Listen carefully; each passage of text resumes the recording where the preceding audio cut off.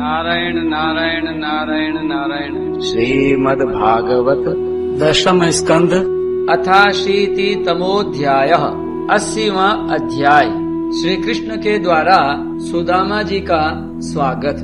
राजा परीक्षित ने कहा, भगवन यानि चान्यानि मुकुंदस्य महात्मनः वीर्याणि अनंत वीर्यस्य श्रोतुमिच्छामहे प्रभो।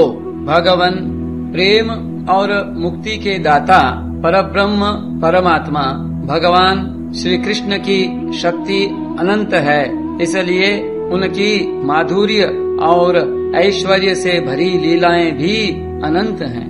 अब हम उनकी दूसरी लीलाएं जिनका वर्णन आपने अब तक नहीं किया है सुनना चाहते हैं। ब्रह्मन, यह जीव विषय सुख को खोजते खोजते अत्यंत दुखी हो गया है। वे बाण की तरह इसके चित्त में चुभते रहते हैं। ऐसी स्थिति में ऐसा कौन सा रसिक रस का विशेषज्ञ पुरुष होगा जो बार बार पवित्र कीर्ति भगवान श्री कृष्ण की मंगलमयी लीलाओं का श्रवण करके भी उनसे विमुख होना चाहेगा। जो वाणी भगवान के गुणों का गान करती है वही सच्ची वाणी है। वे ही हाथ सच्चे हाथ हैं जो भगवान की सेवा के लिए काम करते हैं। वही मन सच्चा मन है जो चराचर प्राणियों में निवास करने वाले भगवान का स्मरण करता है। और वे ही कान वास्तव में कान कहने योग्य हैं जो भगवान की पुण्यमयी कथाओं का श्रवण करते हैं। वही सिर है जो चराचर जगत को भगवान की चल अचल प्रतिमा समझकर नमस्कार करता है। और जो सर्वत्र भगवत विग्रह का दर्शन करते हैं वे ही नेत्र वास्तव में नेत्र हैं। शरीर के जो अंग भगवान और उनके भक्तों के चरणोदक का सेवन करते हैं वे ही अंग वास्तव में अंग हैं। सच पूछिए तो उन्हीं का होना सफल है। सावाक् यया तस्य गुणान् गृणीते करौ च तत्कर्म करौ मनश्च स्मरेत् वसन्तं स्थिरजंगमेषु शृणोति तत्पुण्यकथा सकर्णः। शिरस्तु तस्यो भयलिङ्गमानमेत् तदेव यत् पश्यति तद्दिचक्षुः। अंगानि विष्णोरथ तज्जनानां पादोदकं यानि भजन्ति नित्यम्। सूत जी कहते हैं, शौनकादि ऋषियों, जब राजा परीक्षित ने इस प्रकार प्रश्न किया तब भगवान श्री सुखदेव जी का हृदय भगवान श्री कृष्ण में ही तल्लीन हो गया। उन्होंने परीक्षित से इस प्रकार कहा, विष्णुरातेन संपृष्टो भगवान बादरायणे वासुदेवे भगवती निमग्न हृदयो ब्रवीत। श्री सुखदेव जी ने कहा, परीक्षित, एक ब्राह्मण भगवान श्री कृष्ण के परम मित्र थे। कृष्णस्यासीत् सखा कश्चित् ब्राह्मणो ब्रह्मवित्तमः। वे बड़े ब्रह्मज्ञानी, विषयों से विरक्त, शांत चित्त और जितेंद्रिय थे। वे गृहस्थ होने पर भी किसी प्रकार का संग्रह परिग्रह न रखकर प्रारब्ध के अनुसार जो कुछ मिल जाता उसी में संतुष्ट रहते थे। उनके वस्त्र तो फटे पुराने थे ही, उनकी पत्नी के भी वैसे ही थे। वह भी अपने पति के समान ही भूख से दुबली हो रही थी। एक दिन दरिद्रता की प्रतिमूर्ति दुखिनी पतिव्रता भूख के मारे कांपती हुई अपने पतिदेव के पास गई और मुरझाए हुए मुंह से बोली, भगवान साक्षात लक्ष्मीपति भगवान श्री कृष्ण आपके सखा हैं। वे भक्त वांछा कल्पतरु शरणागत वत्सल और ब्राह्मणों के परम भक्त हैं। परम भाग्यवान आर्यपुत्र वे साधु संतों के सत्पुरुषों के एकमात्र आश्रय हैं। आप उनके पास जाइए। जब वे जानेंगे कि आप कुटुंबी हैं और अन्न के बिना दुखी हो रहे हैं तो वे आपको बहुत सा धन देंगे। आजकल वे भोज वृष्णि और अंधक वंशी यादवों के स्वामी के रूप में द्वारका में ही निवास कर रहे हैं और इतने उदार हैं कि जो उनके चरण कमलों का स्मरण करते हैं उन प्रेमी भक्तों को वे अपने आप तक का दान कर डालते हैं। ऐसी स्थिति में जगत गुरु भगवान श्री कृष्ण अपने भक्तों को यदि धन और विषय सुख जो अत्यंत वांछनीय नहीं है दे दें तो इसमें आश्चर्य की कौन सी बात है। इस प्रकार जब उन ब्राह्मण देवता की पत्नी ने अपने पतिदेव से कई बार बड़ी नम्रता से प्रार्थना की तब उन्होंने सोचा कि धन की तो कोई बात नहीं है, परंतु भगवान श्री कृष्ण का दर्शन हो जाएगा, यह तो जीवन का बहुत बड़ा लाभ है। यही विचार करके उन्होंने जाने का निश्चय किया और अपनी पत्नी से बोले, कल्याणी, घर में कुछ भेंट देने योग्य वस्तु भी है क्या? यदि हो तो दे दो। तब उस ब्राह्मणी ने पास पड़ोस के ब्राह्मणों के घर से 4 मुट्ठी चिवड़े मांगकर एक कपड़े में बांध दिए और भगवान को भेंट देने के लिए अपने पति देव को दे दिए। इसके बाद वे ब्राह्मण देवता उन चिवड़ों को लेकर द्वारका के लिए चल पड़े। वे मार्ग में यह सोचते जाते थे कि मुझे भगवान श्री कृष्ण के दर्शन कैसे प्राप्त होंगे। परीक्षित, द्वारका में पहुंचने पर वे ब्राह्मण देवता दूसरे ब्राह्मणों के साथ सैनिकों की 3 छावनियां और 3 ड्योढ़ियां पार करके भगवत धर्म का पालन करने वाले अंधक और वृष्णिवंशी यादवों के महलों में जहां पहुंचना अत्यंत कठिन है जा पहुंचे। उनके बीच भगवान श्री कृष्ण की 16,000 रानियों के महल थे।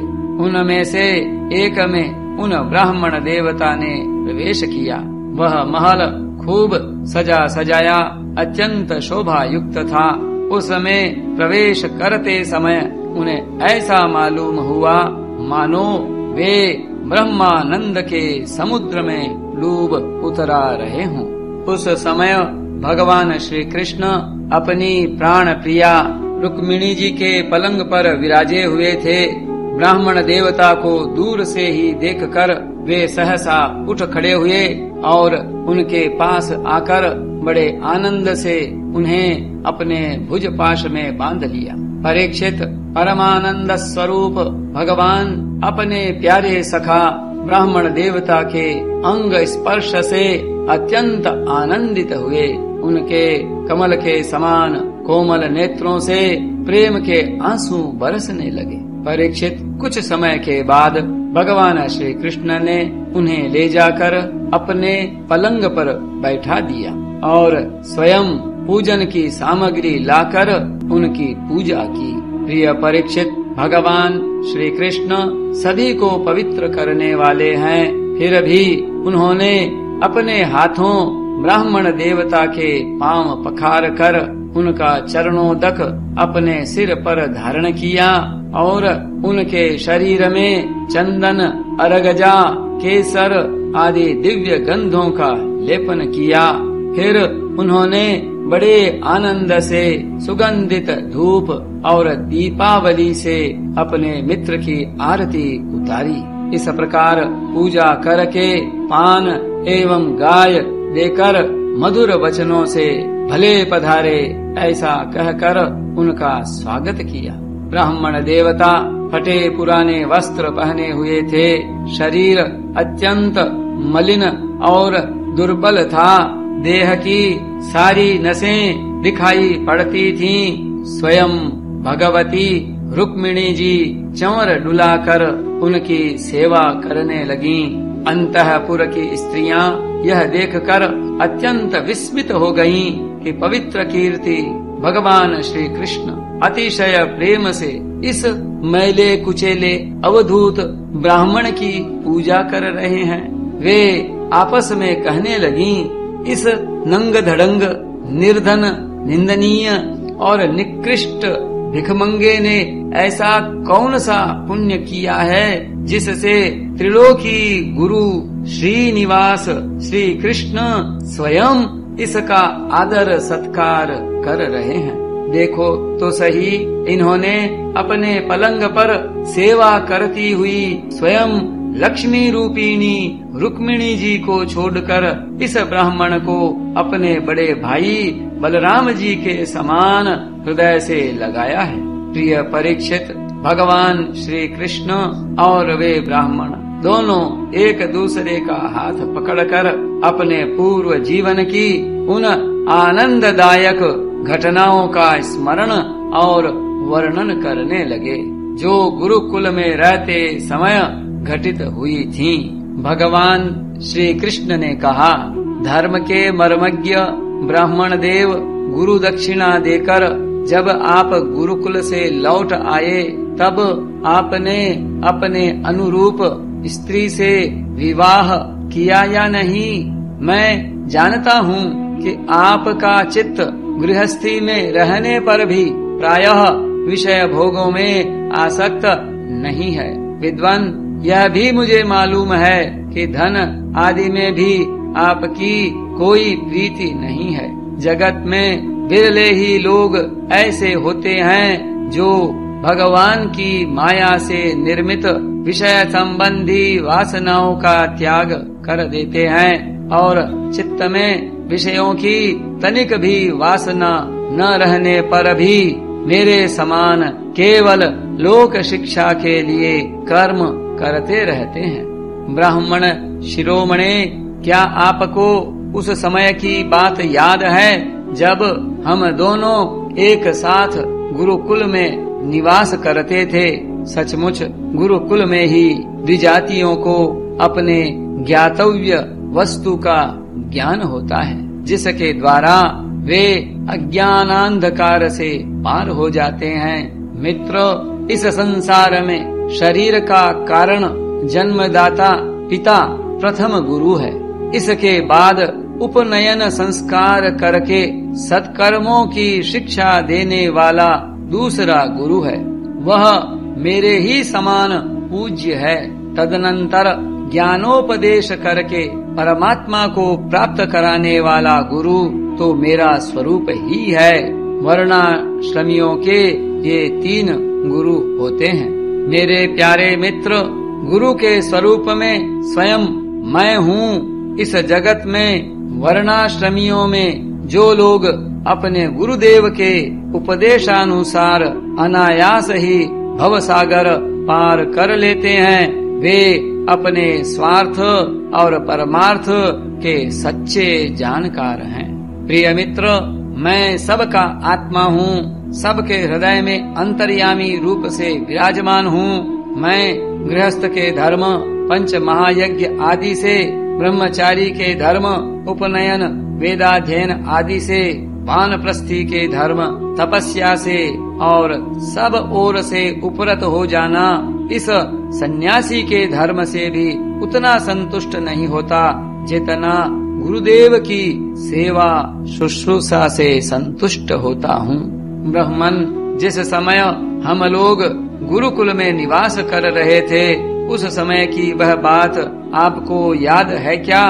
जब हम दोनों को एक दिन हमारी गुरु पत्नी ने ईंधन लाने के लिए जंगल में भेजा था। उस समय हम लोग एक घोर जंगल में गए हुए थे और बिना ऋतु के ही बड़ा भयंकर आंधी पानी आ गया था। आकाश में बिजली कड़कने लगी थी। तब तक सूर्यास्त हो गया।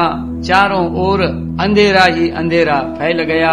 धरती पर इस प्रकार पानी ही पानी हो गया कि कहाँ गड्ढा है कहाँ किनारा, इसका पता ही न चलता था। वह वर्षा क्या थी, एक छोटा मोटा प्रलय ही था। आंधी के झटकों और वर्षा की बौछारों से हम लोगों को बड़ी पीड़ा हुई। दिशा का ज्ञान न रहा। हम लोग अत्यंत आतुर हो गए और एक दूसरे का हाथ पकड़कर जंगल में इधर उधर भटकते रहे।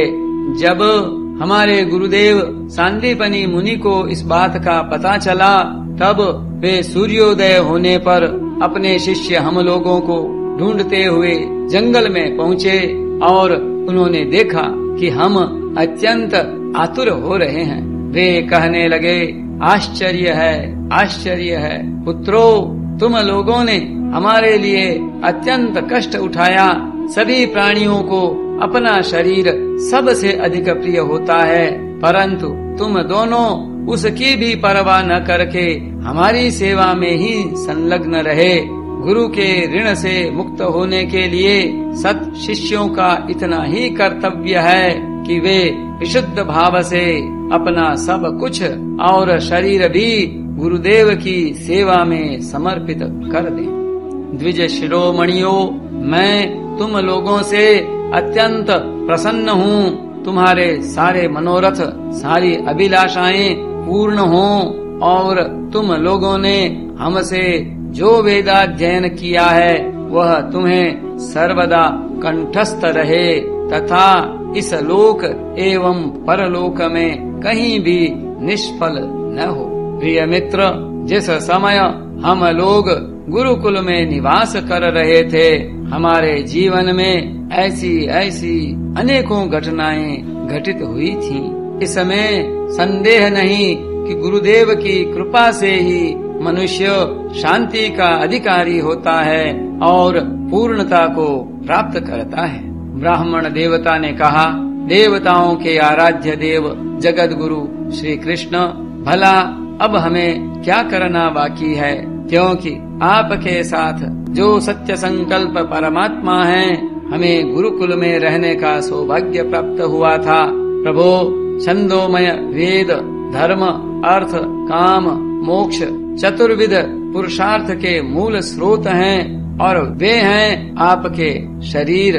वही आप वेदाध्ययन के लिए गुरुकुल में निवास करें। यह मनुष्य लीला का अभिनय नहीं तो और क्या है।